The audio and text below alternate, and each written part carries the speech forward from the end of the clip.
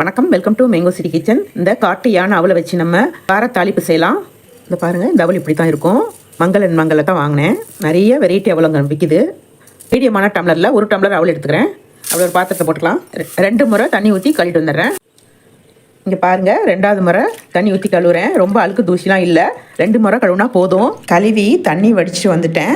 2 முறைக்கு மேலே கழுவாதீங்க. இது சன் அவல் தான், கெட்டி அவல் கிடையாது. மஞ்சத்தூள் 1/4 ஸ்பூனுக்கும் குறைவா, உப்பு தேவையான அளவு, அரை எலுமிச்சம்பழம் எடுத்து வச்சுருக்கேன். அளவுக்கு அரை எலுமிச்சம்பழம் போதும். அதை அப்படியே பிழிஞ்சு விட்டுக்கலாம். இதை அப்படியே நல்லா கலந்து விட்டுக்குவோம். இன்னும் கொஞ்சோண்டு தண்ணி தெளிச்சு விட்டுக்கலாம். ரொம்ப தண்ணி தெளிச்சு விட்ற வேண்டாம். ஒரு கை தான் தெளிச்சு விட்ருக்கேன், போதும். அப்போ தான் நல்லா உதிரியாக வரும். இந்த அளவு போதும். அப்படியே ஊறட்டும். 5 நிமிஷத்தில் ஊறிடும். திறக்கலாம்.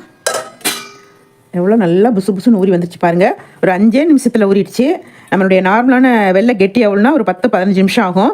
இது பாருங்கள், பூ போல் ஊறி வந்துச்சு. இது அப்படியே ஒரு பக்கம் இருக்கட்டும். அடுப்பை ஆன் பண்ணி ஒரு பேன் வச்சுக்கிறேன். 1 ஸ்பூன் எண்ணெய் போட்டுக்கலாம். கடுகு ஒரு 1/4 ஸ்பூனு, உளுந்து ஒரு 1/4 ஸ்பூனு, வரமிளகா 1 கிள்ளுது. காரமாக இருக்கும், அதனால் 1 போட்டுவிட்றேன். நல்லா பொரிய விட்டுக்குவோம். நல்லா பொரிஞ்சிச்சு. கருவேப்பிலை உரி இருக்குது. கொஞ்சம் பெருங்காயத்தூள், பெரிய வெங்காயம் பொடியாக நறுக்குனது 1 போட்டுக்கலாம். நல்லா வணங்கட்டும். வெங்காயம் நல்லா வணங்கிடுச்சு. இப்போ நம்ம அவலை போட்டுக்கலாம்.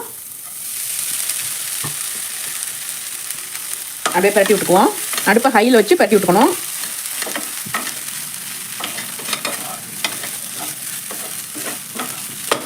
சும்மா 1 நிமிஷம் பரட்டினா போதும்.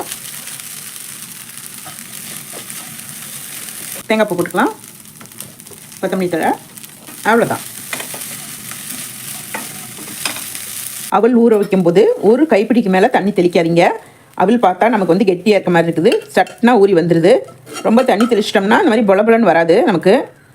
காட்டு யானை அவல் தாளிப்பு ரெடி. இது மாதிரி நீங்களும் செஞ்சு சாப்பிட்டு பாருங்கள். உங்களுக்கு பிடிச்சிருந்தா லைக் பண்ணுங்கள், ஷேர் பண்ணுங்கள், சப்ஸ்கிரைப் பண்ணுங்கள். மறக்காமல் பெல் பட்டனை ப்ரெஸ் பண்ணுங்கள். நன்றி, வணக்கம்.